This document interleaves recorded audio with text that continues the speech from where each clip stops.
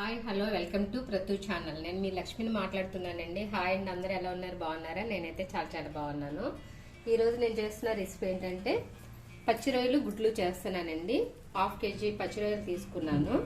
రొయ్యలు శుభ్రంగా క్లీన్ చేస్తానండి. పసుపు ఉప్పు వేసి ఒక 4-5 సార్లు కడిగేసుకున్న తర్వాత కొద్దిగా ఒక 1/2 స్పూన్ అల్లం వెల్లిపాయ పేస్ట్ వేసాను. కొద్దిగా సాల్ట్, కొద్దిగా పసుపు వేసి కలిపేసి ఒక 10 నిమిషాలు పక్కన పెట్టేశానండి. దీనికి గుడ్లు తీసుకున్నాను. ముందుగా స్టవ్ వెలిగించుకొని ఆయిల్ పెట్టుకోవాలండి. ఆయిల్ వేసుకున్నాను కదా, దీనిలో కొద్దిగా సాల్ట్, కొద్దిగా పసుపు. మనం గుడ్డికి ఈ విధంగా ఘాటు పెట్టుకొని వేసుకోండి. అప్పుడు మన కర్రీ వండినప్పుడు కూడా మనకి గ్రేవీ అనేది మొత్తం మసాలా అంతా కూడా గుడ్డుకి పడుతుంది, టేస్ట్ కూడా బాగుంటుంది.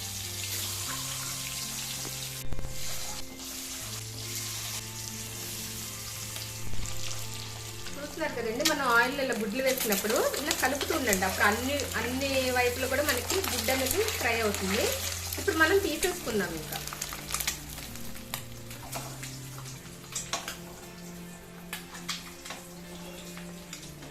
ఇప్పుడు ఇదే ఆయిల్లోని మనం ఈ రొయ్యలు వేసేసుకుందామండి. ఎందుకంటే రొయ్యల్లో ఉన్న వాటర్ అంతా కూడా డ్రై అయిపోవాలి.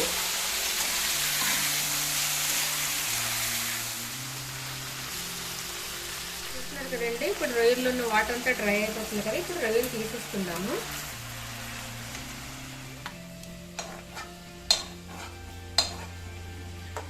చూస్తున్నారు కదండి, నేను ఆయిల్ అయితే 3 గంటలు వేసుకున్నాను. ఎందుకంటే రొయ్యలు గుడ్లు కదండి, కొద్దిగా ఆయిల్ పడుతుంది. ముందుగా మనం పచ్చిమిర్చి, కరివేపాకు వేసేసుకుందాం. ఇప్పుడు ఉల్లిపాయ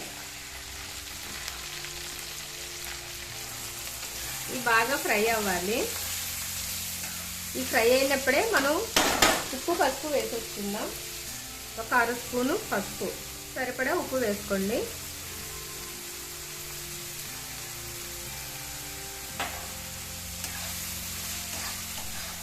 ఉల్లిపాయలు ఫ్రై అయినప్పుడే మనం ఇప్పుడు 1 స్పూన్ అల్లం వెల్లిపాయ పేస్ట్ వేసుకున్నామండి. రొయ్యలు వేసాను కదండి, అది 1/2 స్పూన్ వేసాను. చూస్తున్నారా, 1 స్పూన్. ఇప్పుడు అల్లం వెల్లిపాయ పేస్ట్ బాగా పచ్చివాసన పోయేదాకా కూడా మనం ఫ్రై చేసుకోవాలి. అప్పుడు తర్వాత మనం టమాటా వేసుకుందాం. చూస్తున్నారు కదండి, ఉల్లిపాయలు ఈ విధంగా ఫ్రై అయినాయి కదా, ఇలాగే ఫ్రై అవ్వాలి, మరి పచ్చిగా ఉండకూడదు. ఇప్పుడు మనం దీనిలో కొత్తిమీర, నేను 2 చిన్న సైజు టమాటా తీసుకున్నానండి, అది కూడా చిన్నగా కట్ చేసుకున్నాను. ఆ టమాటా కూడా ఇప్పుడు వేసేసుకున్నాను.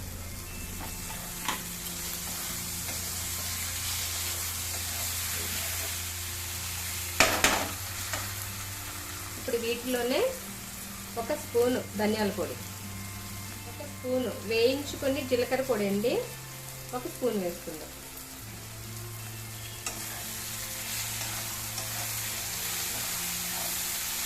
ఇప్పుడు మనం సరిపడా కారం వేసుకుందామండి. కారం తిన్న వాళ్ళైతే కొద్దిగా వేసుకోండి, నేనైతే 1.5 స్పూన్ వేస్తున్నాను కారం. దీనిలోనే కొద్దిగా గరం మసాలా, 1 స్పూన్ గరం మసాలా వేసేసుకుందాం. ఇప్పుడు మనం రొయ్యలు కూడా వేసేసుకుందాం.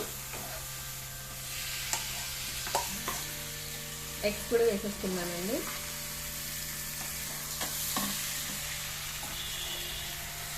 ఇదంతా కొద్దిగా సిమ్లోని ఒక 5 మినిట్స్ మగ్గనివ్వాలి.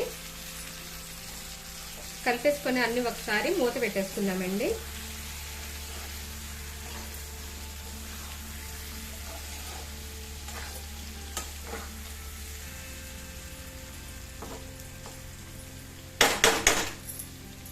ఇది ఒక 5 నిమిషాలు మగ్గిన తర్వాత అండి మనం ఇప్పుడు మూత పెట్టేసుకుంటాం కదా, ఆ తర్వాత ఒక 1/2 గ్లాసు వాటర్ వేసుకొని సిమ్లో పెట్టేయండి. ఇంకా చూద్దామండి, 5 మినిట్స్ అయింది కదా. చూస్తున్నారా,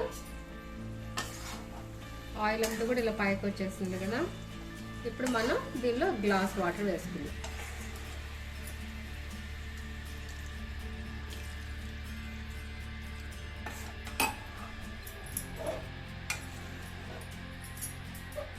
మూత పెట్టేసుకుందామండి. ఒక 10 మినిట్స్ మూత పెట్టేసుకుందాం. ఇప్పుడు చూద్దామండి, మనకి 10 నిమిషాలు అయింది కదా. చూసారా, ఆయిల్ అంతా ఇలాగ సపరేట్ అయిపోయింది కదా, కూర అయితే ఇంకా అయిపోయిందండి. గుడ్లు నేను ఎందుకంటే కట్ చేయమన్నాను, చూసారా, ఈ గ్రేవీ అంతా కూడా మనకి గుడ్లోకి వెళ్తుందండి. అప్పుడు చప్పదనం ఉండదు, గుడ్డు అనేది చక్కగా గ్రేవీతో బాగుంటుంది, కారంగా. అప్పుడు మనం కొత్తిమీర వేసేసుకుందామండి. కొత్తిమీర వేసుకొని మొత్తం అంతా కూడా ఇలా మిక్స్ చేసుకోండి ఒకసారి. సో కర్రీ అయితే రెడీ అయిపోయింది, బౌల్లో షిఫ్ట్ చేసుకుంటాం. చూస్తున్నారు కదండి, కోడిగుడ్లు పచ్చి రొయ్యల కర్రీ. ఈ విధంగా చేసుకోండి, టేస్ట్ అయితే అదిరిపోతుంది. మా ఛానల్ చూసిన ప్రతి ఒక్కరికి పేరు పేరున థ్యాంక్స్ అండి. మీరు మమ్మల్ని ఇంకా సపోర్ట్ చేయండి, మమ్మల్ని ఇంకా ఎంకరేజ్ చేయండి. ఓకే ఫ్రెండ్స్, చూస్తున్నారు కదా, ఈరోజు చేసిన రెసిపీ కనుక మీకు నచ్చినట్టయితే లైక్ చేయండి, షేర్ చేయండి, కమెంట్ చేయండి, అలాగే సబ్స్క్రైబ్ చేయడం మాత్రం మర్చిపోకండి.